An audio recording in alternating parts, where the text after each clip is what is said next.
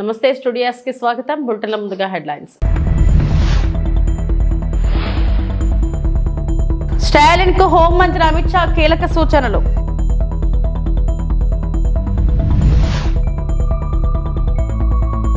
అనారోగ్యంతోనే అసెంబ్లీకి వచ్చిన నిమ్మల సస్పెండ్ చేయించాలా అని అడిగిన లోకేష్.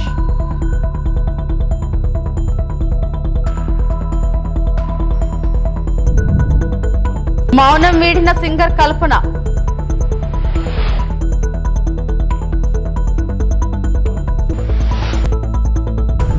తమిళనాడులో హిందీ వివాదం ముదిరిన వేళ కేంద్ర హోంశాఖ మంత్రి అమిత్ షా కీలక ప్రకటన చేశారు. వైద్య ఇంజనీరింగ్ కోర్సులను తమిళంలో ప్రవేశపెట్టాలని సీఎం స్టాలిన్ ను అమిత్ షా కోరారు. భాషకు సంబంధించి డీఎంకే ప్రభుత్వం ఏమీ చేయలేదన్న అమిత్ షా ప్రాంతీయ భాషలకు అనుగుణంగా ఉద్యోగ నియామకాల్లో మోదీ ప్రభుత్వం ఎన్నో మార్పులు తీసుకొచ్చిందని వివరించారు.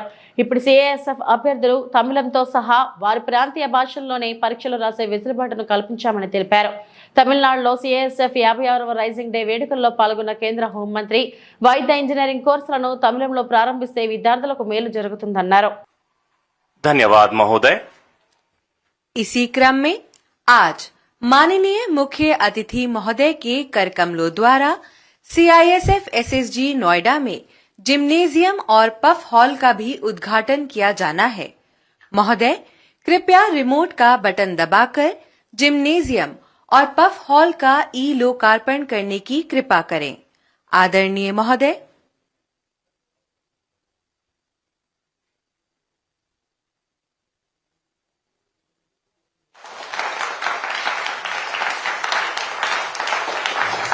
आदरणीय मुख्य अतिथि महोदय द्वारा सीआईएसएफ साइक्लोथॉन 2025 का वर्चुअल फ्लैग ऑफ करने के साथ ही इस साइक्लोथॉन की शुरुआत लखपत तट गुजरात एवं बक्खाली पश्चिम बंगाल से एक साथ ప్రభుత్వం ప్రజలకు జవాబుదారీతనమని భావించే మంత్రి నిమ్మల సాటి మంత్రి ఆరోగ్యం గురించి ఆందోళన పడి ఆరా తీస్తున్న మంత్రి నారా లోకేష్ గతంలో ఎలాంటి ఘటనలు అసెంబ్లీలో ఉండేవి కావు. బూతులు, దౌర్జన్యాలు, వెటకారాలు నాటి గౌరవ సభలో చూసాం. నేడు తోటి సభ్యులకు గౌరవం ఇచ్చే గౌరవ సభని చూస్తున్నాం. తన ఆరోగ్యం బాగోకపోయినా సెలైన్ ఇంజెక్షన్ పెట్టుకొని సభకు వచ్చిన మంత్రి నిమ్మల ఆరోగ్యంపై ఆరా తీసి కొద్ది రోజులు విశ్రాంతి తీసుకోవాలని కోరిన మంత్రి నారా లోకేష్ ఆరోగ్యాన్ని పణంగా పెట్టి పనిచేస్తానంటే సస్పెండ్ చేస్తానని వ్యాఖ్యలు చేశారు. విశ్రాంతి తీసుకుంటారా, సభ నుంచి సస్పెండ్ చేయాలా అని అడిగారు. నిన్నటితో పోలిస్తే ఇవాళ ఆరోగ్యం బాగానే ఉందని నిమ్మల బదులిచ్చారు. ఆరోగ్యం సహకరించడంతోనే అసెంబ్లీకి వచ్చానని పేర్కొన్నారు.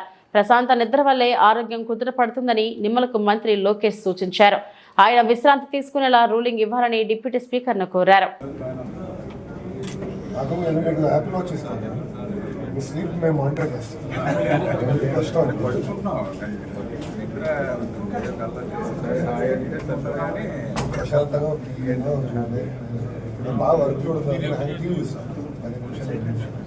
మైండ్ డైవర్ట్ అందులో కూడా మీకు పోలవరం కనపడుతుంది, నాకేమో పాఠశాల కనపడుతుంది.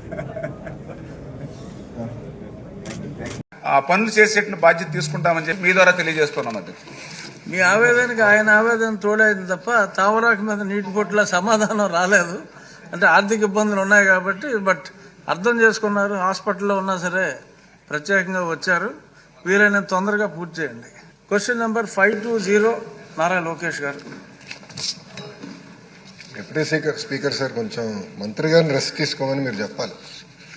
అవునా? ఎందుకంటే నిన్న కూడా జ్వరంతో వచ్చారు, కౌన్సిల్ కూడా జ్వరంతో వచ్చారు. చెప్పా రెస్ట్ తీసుకోండి, 2 రోజులు కోలుకోవాలి. మీరు సరే పడుకోవట్లేదని చెప్తాను, వినట్లేదు. మీరన్నా చెప్తే వింటారు. మీరన్నా రూలింగ్ ఇస్తే గానీ వింటారు అధ్యక్ష. ఎందుకంటే పాప చాలా ఇబ్బంది పడుతున్నారు. అది very serious subject. Is not keeping well. అయినా కూడా ప్రశ్న సమాధానం చెప్పడానికి వచ్చారు. అన్నా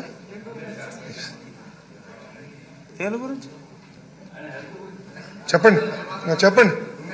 సార్ ఒప్పుకుంటారు. అదేంటి సార్ వద్దంటారు?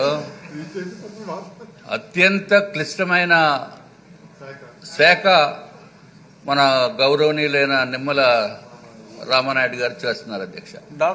మంచినీరు డాక్టర్ రామానాయుడు గారు మా ఊరే కాబట్టి స్పెషల్ ఫోకస్ ఉంటుంది.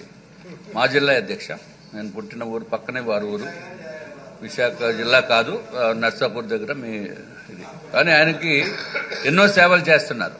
అంటే మనకి విజయవాడలో వచ్చిన ఫ్లడ్స్లో కానీ, లేకపోతే పోలవరం ప్రాజెక్టు గురించి కానీ ఆయన పడుతున్న కష్టాన్ని అందరూ గుర్తిస్తున్నారు. ఆయన ఆరోగ్యం బాగున్నప్పుడు ఆయన సభకు రావటం అనేది సబబు కాదు అధ్యక్ష. దయచేసి గౌరవ మంత్రి గారిని రెస్ట్ తీసుకుని ఆయన ఆరోగ్యం కుదిరిపడిన తర్వాతే సభకు రావాలి తప్ప నార్మల్గా లేకుండా మీరు ఒక రూలింగ్ ఇచ్చి మన అందరి తరపున కూడా వారికి విన్నవించుకో. దేశంలో ఎప్పుడూ జరగని విధంగా బడ్జెట్ తో పాటు సంక్షేమ క్యాలెండర్ రిలీజ్ చేశాం. లంచాలు వివక్ష లేకుండా ప్రతి ఇంటికి డీబీటీ ద్వారా 2,73,000 రూపాయల కోట్లు సంక్షేమం అందించాం. సీపోర్టులు, మెడికల్ కాలేజీలు, షిప్పింగ్ హార్బర్లు, ఫిష్ ల్యాండింగ్ సెంటర్లు ఏర్పాటు చేశాం.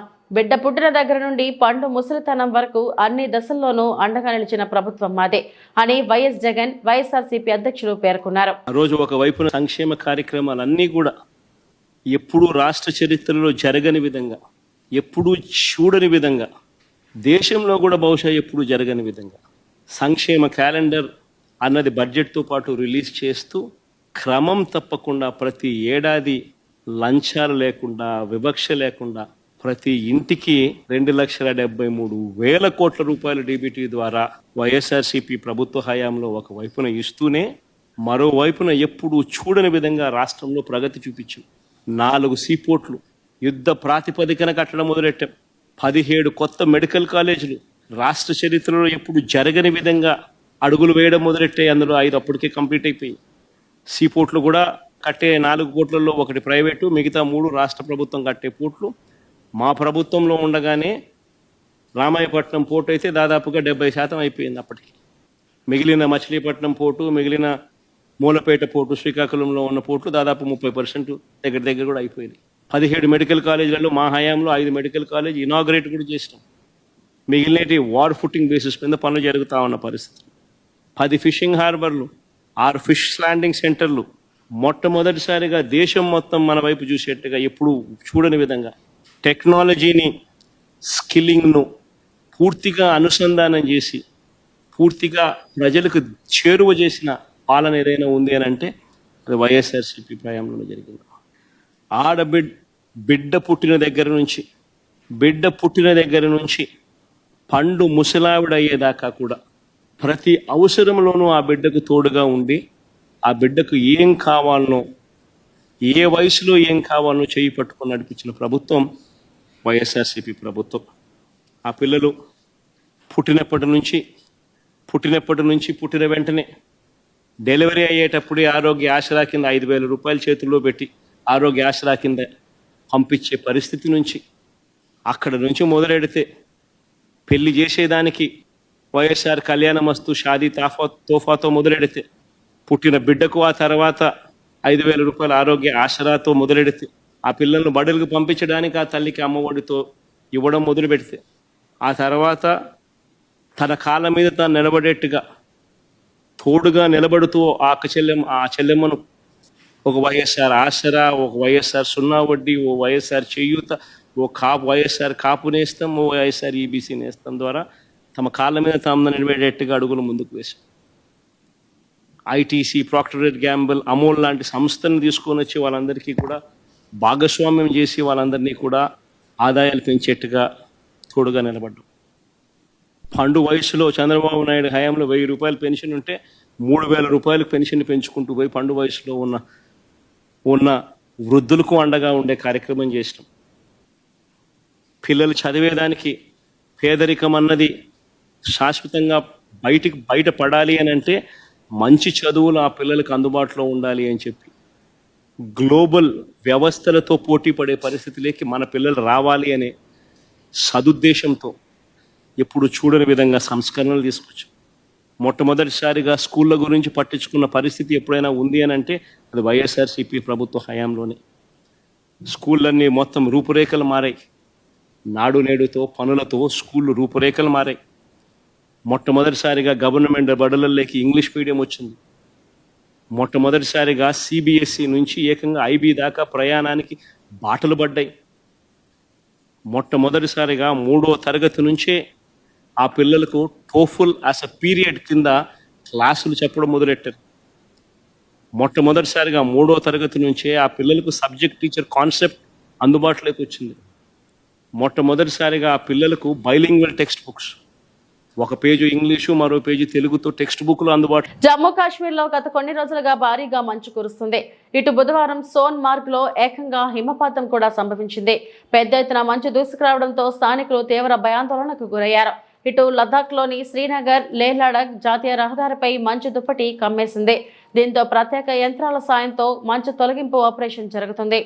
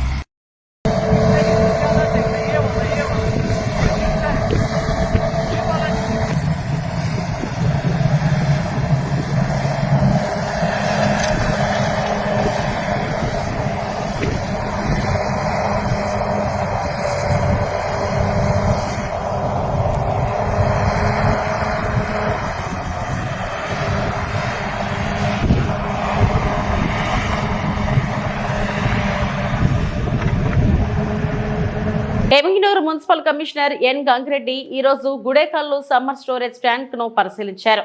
కమిషనర్ తో పాటు మండల ఎంపీడీఓ బంగారమ్మ, ఈఓఆర్డి గుడుకుల్ చెరువును సందర్శించడం జరిగింది.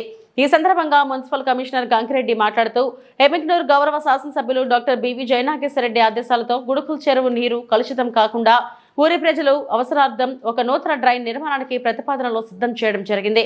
అలాగే డ్రైన్ ఏర్పాటుకు గుంతలు తవ్వడం ప్రారంభించారు.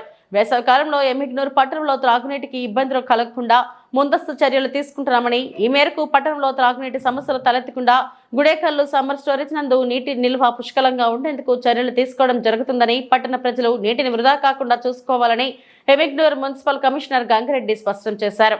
కార్యక్రమంలో డిఈ నీరస్, ఏఈ శరత్ చంద్ర, మదన్ కుమార్ తదితరులు పాల్గొన్నారు.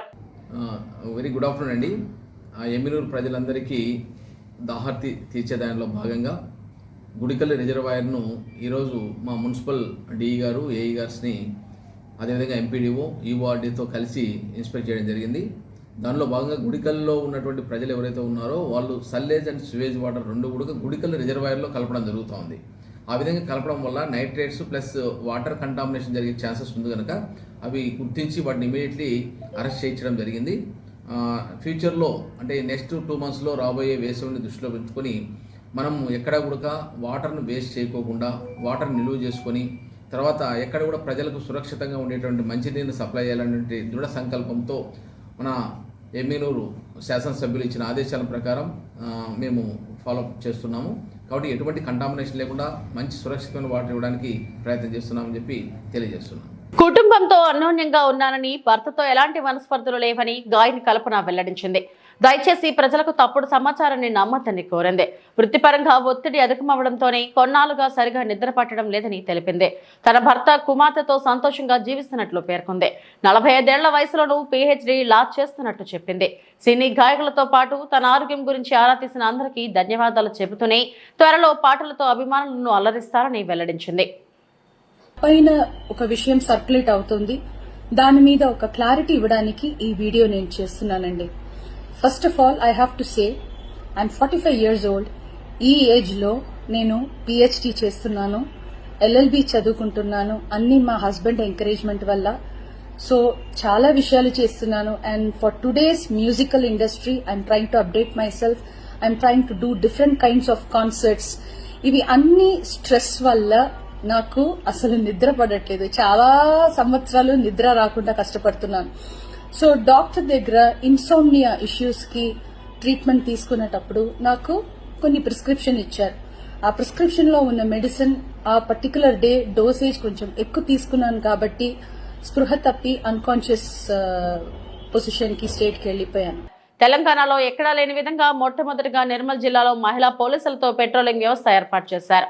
అంతర్జాతీయ మహిళా దినోత్సవాన్ని పురస్కరించుకుని ఎస్పీ జానకి షర్మిల ఆదేశాల మేరకు పోలీస్ అక్క అనే నూతన కార్యక్రమాన్ని ప్రారంభించినట్టు నిర్మల పట్టణ సీఐ ప్రవీణ్ కుమార్ చెప్పారు. ప్రతి పోలీస్ స్టేషన్ లో 2 మహిళా కానిస్టేబుళ్లకు ఈ విధులు కేటాయించి మహిళల రక్షణకై ప్రత్యేక చర్యలు చేపడుతున్నట్టు తెలిపారు. డైల్ 100కు మహిళల నుంచి కాల్స్ వస్తే ఈ మహిళా పోలీసులు సమస్య ఉన్న చోటుకు చేరుకుంటారని వివరించారు. జిల్లా ఎస్పీ మేడం జానకి షర్మిల గారి ఆదేశాల మేరకు ఈ రోజు నుండి మా డబ్ల్యూపీసీస్ వజ్రమ్మ అదేవిధంగా లావణ్యాన్ని ఈ రోజు పెట్రోకార్ డ్యూటీకి డిప్లాయ్ చేయడం జరిగింది. ముఖ్యంగా మేడం యొక్క ప్రోగ్రామ్స్ మహిళా దినోత్సవ సందర్భంగా పోలీస్ అక్క అని చెప్పి కస్తూరిబా స్కూళ్లలో డబ్ల్యూపీసీలు వెళ్లి మా పీసీస్ వెళ్లి వాళ్ళతో ఇంటరాక్ట్ కావడం, అదేవిధంగా పెట్రోకార్ డ్యూటీలో కూడా వీళ్ళని నియమించడం, మహిళా సాధికారితని ప్రూవ్ చేయడం కోసం మేడం ఈ స్టెప్స్ తీసుకోవడం జరిగింది. దానిలో భాగంగా ఈ రోజు వీళ్ళని డ్యూటీకి నియమించడం జరిగింది. పశ్చిమ గోదావరి జిల్లా పాలకొల్లులో 100 కోట్లతో శరవేగంగా జరుగుతున్న 100 పడకల ప్రభుత్వ ఆసుపత్రిలో కొత్తగా ఏర్పాటు కానున్న డయాలసిస్ సెంటర్, చంద్రబాబు అబ్దుల్ కలాం ఉద్యానవనం, డ్రైన్లు, మంచినీటి సరఫరా పైప్ లైన్లు వంటి అభివృద్ధి పనులను ఆర్డీఓ పాలకొల్లు మున్సిపల్ ప్రత్యేక అధికారి దాసిరాజు పరిశీలించారు. ఆయా పనులు వేగవంతంగా పూర్తి చేయాలని అధికారులు ఏజెన్సీలకు ఆదేశాలిచ్చారు. ఈ సందర్భంగా ఆయన మాట్లాడారు. ఈరోజు పాలకొల్లు పట్టణంలో జరుగుతున్నటువంటి అభివృద్ధి కార్యక్రమాలన్నింటిని కూడా నేను, కమిషనర్ గారు, అదేవిధంగా జీవి గారు, బాబు గారు, మరి ఇప్పుడు ప్రజెంట్ ఈ డయాలసిస్ యూనిట్ దగ్గర ఉన్నాము. ఇది ఆల్మోస్ట్ అంతా కంప్లీట్ అయిపోయింది. ఇంకా లాంఛనంగా ప్రారంభించాల్సి ఉంది. గౌరవ మంత్రి వర్యుల చేత త్వరలో ఇది ప్రారంభం అవుతుంది. అదేవిధంగా మధ్యలో ఆగిపోయినటువంటి ప్రాజెక్టుల్ని మరి మంత్రి గారు వచ్చినట్టునే అది చేపట్టడం జరిగింది. రామగుండం పార్కు, అది చంద్రబాబు నాయుడు గారి పార్క్ అంటారు, అది కూడా దాదాపు కంప్లీట్ గా వచ్చింది. ఇంకా అది ఒక 4 రోజుల్లో వర్క్స్ కూడా కంప్లీట్ అయిపోతాయి. అదే విధంగా మనకి అబ్దుల్ కలాం పార్క్, అక్కడ కూడా స్విమ్మింగ్ పూల్ ని మనం కొత్తగా ఒక అధునాతనంగా తయారు చేయడం జరుగుతుంది. అది కూడా వర్క్ చాలా శరవేగంగా అవుతుంది. అదేవిధంగా మనకి ఇంకా డ్రైన్స్ చాలా ఎప్పటి నుంచో అపరిష్కృతంగా ఉన్నటువంటి డ్రైన్స్ ని మరి మనకు పెదవాడుకోడు, దమ్మపత్తికోడు ఇట్లాంటి డ్రైన్స్ ని మరి మంత్రి గారు ఆయన మళ్ళీ పదవి చేపట్టిన ప్రక్షాళన చేయడం జరుగుతుంది. దానిలో భాగంగా అవన్నీ కూడా మొత్తం చేసాం. అదేవిధంగా ఫ్రెష్ వాటర్ పైప్ లైన్స్, మరి చాలా కాలంగా అసలు ఫ్రెష్ వాటర్కే నోచుకునే ఏరియాలు ఉన్నాయి ప్రాంతాలు, వాటర్ కూడా ఫ్రెష్గా మరి పైప్ లైన్స్ వేసారు. అవి కూడా పరిశీలించడం జరిగింది. ఇంకా కొన్ని ఏరియాలో ఉన్నటువంటి ఈ డాగ్స్ సంబంధించి కెనాల్స్ ఏర్పాటు చేశారు. వాటికి కుటుంబ నియంత్రణ చికిత్సలు చేసి మరి వాటిని అక్కడ మనకి మనుషులను ఎలా ఉంచుతారు వాటిని కూడా అదే 3 days ఆ కెనాల్స్లో ఉంచి తర్వాత వాటిని 3 days తర్వాత మళ్ళా వదలటం జరుగుతుంది. దానికి కూడా అధునాతనంగా ఒక శస్త్రచికిత్సా కేంద్రాన్ని, ఆపరేషన్ థియేటర్ని తయారు చేశారు. ఇవన్నీ కూడా మరి మంత్రివర్యులు ఈ చేపట్టడం జరిగింది. దానిలో భాగంగా మమ్మల్ని అందరినీ అధికారులను ఎప్పటికప్పుడు ఆయన సమీక్షిస్తూ ఉంటారు. మమ్మల్ని వెళ్ళి ఈ పనులన్నీ ఎలా ఉన్నాయో చూసి ఒకసారి అప్రైజ్ చేయమని, పనుల యొక్క స్థితిగతులను అప్రైజ్ చేయమని చెప్పడం జరిగింది. దానిలో భాగంగా మేమందరం కూడా, మా టీం అంతా కూడా ఈరోజు ఇక్కడ రావడం జరిగింది. ఆరోగ్యపరంగా ఇప్పుడు డయాలసిస్ అన్నది చాలా ఇంపార్టెంట్ అయింది. మరి ఈ ప్రాంత వాసులకు ఇది అంకితం చేస్తే ఖచ్చితంగా ఈ ఏరియా వాళ్ళందరూ కూడా చాలా ఆరోగ్యవంతంగా ఉంటాయి. వాళ్ళు ఉన్న అనారోగ్యాన్ని కొద్దిగా దూరం చేసుకోవడం. వివేక హత్య కేసులో కీలక సాక్షి రంగన్న అనుమానాస్పద మృతి. కడప జిల్లా ఎస్పీ అశోక్ కుమార్ కీలక ప్రకటన. వివేకానందరెడ్డి హత్య కేసులో కీలక ప్రత్యక్ష సాక్షి అయిన వాచ్మెన్ రంగన్న అనుమానాస్పదంగా మృతి చెందాడు. ఈ కేసుకు సంబంధించిన కీలక సాక్షులు వరుసగా మరణించడంపై తీవ్ర అనుమానాలు వ్యక్తమవుతున్నాయి. ఇప్పటికే Katikareddy Srinivas Reddy, Kalluri Gangadhar Reddy, driver Narayana, doctor YS Abhishek Reddy మరణించగా ఇప్పుడు వాచ్మెన్ రంగన్న కూడా మృతి చెందడం కలకలం రేపుతుంది. సమగ్ర దర్యాప్తు కోసం ప్రత్యేక విచారణ సిట్ ఏర్పాటు. కడప ఎస్పీ అశోక్ కుమార్ ప్రకటనలో పేర్కొన్న ముఖ్యాంశాలు: రంగన్న మృతిపై అనుమానాస్పద కోణంలో దర్యాప్తు, సైంటిఫిక్ యాంగిల్లో విచారణ, రంగన్న భార్య సుశీలమ్మ ఫిర్యాదు ఆధారంగా కేసు నమోదు, వివేక హత్య కేసులో ఉన్న ముద్దాయిల ప్రమేయం ఉందా అనే కోణంలో దర్యాప్తు. ఈ సంఘటనతో మరోసారి వివేక హత్య కేసు చర్చనీయాంశంగా మారింది. వివేకానందరెడ్డి గారి హత్య కేసులో ప్రధానమైనటువంటి సాక్షి అయినటువంటి పులివెందులకు చెందిన రంగయ్య, అప్పుడు వాచ్మెన్గా పనిచేసినటువంటి వ్యక్తి, నిన్న సాయంత్రం 6:43 గంటలకి రిమ్స్ హాస్పిటల్ కడపలో చికిత్స పొందుతూ మరణించడం జరిగింది. నిన్న మధ్యాహ్నం 12 గంటలకు అస్వస్థతతో బాధపడుతున్నటువంటి అతన్ని పులివెందుల గవర్నమెంట్ హాస్పిటల్ తీసుకొని పోవడం జరిగింది. అక్కడ నుంచి రిమ్స్కి తరలించడం జరిగింది. రిమ్స్లో చికిత్స పొందుతూ మరణించారు. ఈ యొక్క వివేకానంద రెడ్డి హత్య కేసులో ప్రధానమైనటువంటి ముద్దాయి చనిపోవడం హై ప్రొఫెషనల్ మర్డర్గా మనం అనుమానిస్తూ ఉన్నాము. దీంట్లో భాగంగా బ్యాక్గ్రౌండ్లో ఎవరి ప్రమేయం ఉంది, అదేవిధంగా ఈ అనుమానాన్ని అన్ని కోణాల్లో కూడా దర్యాప్తు చేయడం కోసము ప్రయత్నాలు చేస్తూ ఉన్నాము. దీంట్లో భాగంగా ఇంతకు ముందు కూడా ఇదే విధంగా ప్రధానమైనటువంటి సాక్షులు 2019 నుంచి 24 మధ్యలో 5 నుంచి 6 మంది చనిపోవడం జరిగింది.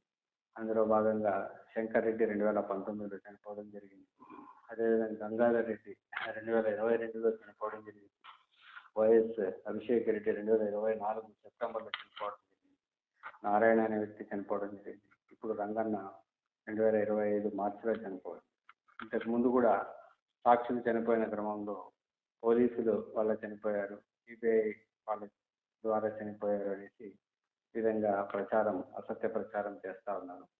దీన్ని అన్ని కోణాల్లో దర్యాప్తు చేస్తూ ఉన్నాము.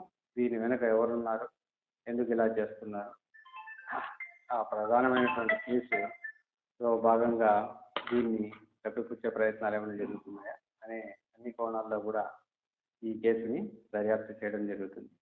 దీనికోసం ఒక ప్రత్యేకమైనటువంటి టీంని ఏర్పాటు చేయడం జరిగింది. ఆ టీం సైంటిఫిక్ మిగతా అన్ని రంగాల్లో అన్ని డాక్యుమెంట్స్ని వెరిఫై చేయడం జరుగుతుంది. ఆ కేసు ఇన్వెస్టిగేషన్ని త్వరితగతిన కంప్లీట్ చేయడం జరుగుతుంది. అంటే ప్రధానంగా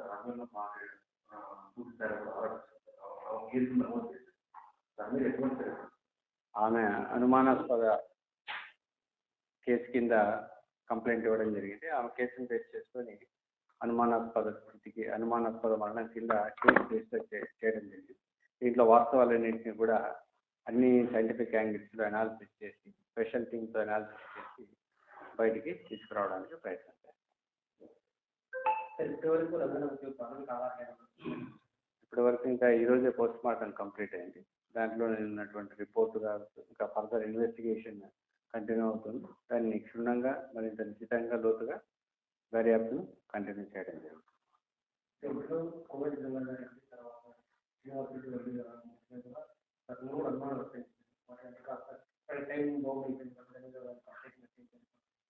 దాన్ని యాంగిల్లో కూడా వెరిఫై చేస్తుంది. ఇంతవరకు ఎవరైతే చనిపోయారో ఆ దర్యాప్తు కంటిన్యూ అవుతుంది. ఆ వాటికి వీటికి ఉన్నటువంటి సంబంధాలు, ఈ సీక్వెన్స్ ఇవన్నీ కూడా కంటిన్యూ చేయడం జరుగుతుంది ఇన్వెస్టిగేషన్లో భాగంగా. దీని వెనక ఎవరున్నారు, ఎవరైనా ఉన్నారా అన్న ఆల్రెడీ ఆ వివేక హత్య కేసులో ఉన్నటువంటి ముద్దాయిల ప్రమేయం ఏమైనా ఉందా అనే యాంగిల్లో కూడా ఈ కేసుల యొక్క దర్యాప్తు కంటిన్యూ అవుతుంది.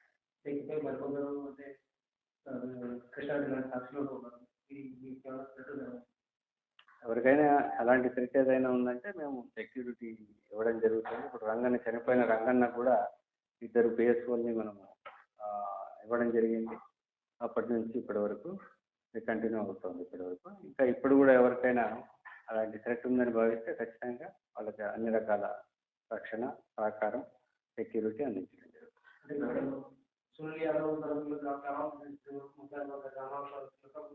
ఈ కోణాల్లో కూడా వెరిఫై చేస్తాం.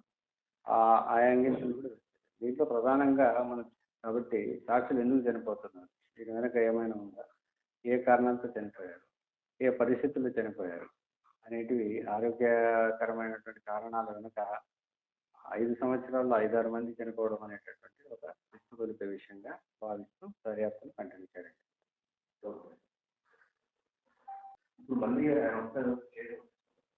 ఆయనకి ఎవరికి థ్రెట్ ఉన్నా కూడా వాళ్ళకు ఖచ్చితంగా ఆ థ్రెట్ని పరిశీలించడం జరుగుతుంది. ఆ థ్రెట్కి అనుగుణంగా వాళ్ళకు రక్షణ కల్పించే విధంగా మేము ఆ థ్రెట్ని అసెస్ చేస్తాం, అనాలిసిస్ చేస్తాం. చర్ల వెంకటాపురం ప్రధాన రహదారిపై ఇసుక లారీల వల్ల స్తంభించిన రాకపోకలు 2 గంటలకు పైగా ప్రయాణికులు రోడ్డుపై పడికాపలు. ములుగు జిల్లా వెంకటాపురం చర్ల ప్రధాన రహదారిలోని అలుబాక కొండాపురం వద్ద నుండి ఎదురుగుట్టల వరకు భారీగా స్తంభించిన ట్రాఫిక్, ఇసుక లారీల కారణంగా నిలిచిపోయిన రాకపోకలు.